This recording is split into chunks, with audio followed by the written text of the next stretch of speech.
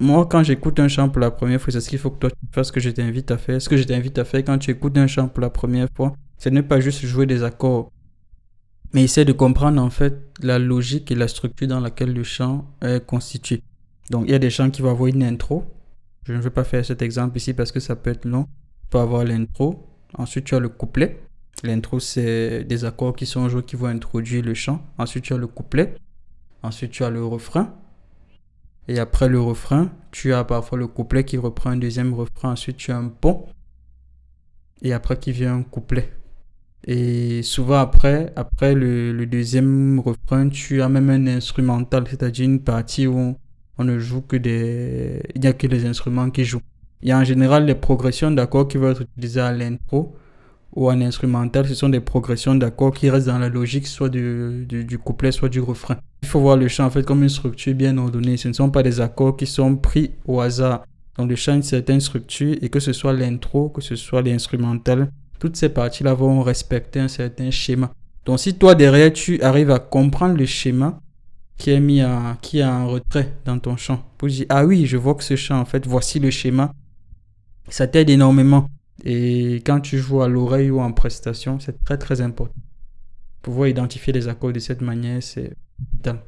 Bon, j'espère que cette leçon est relativement claire. Je l'ai faite un peu à chaud, donc sans forcément préparer tout ce que j'avais à présenter. Donc j'espère que c'est relativement accessible. Tu me le diras en commentaire et j'espère que ça te sera utile. Je te dis, bosse bien, à très bientôt pour de nouvelles leçons. Salut.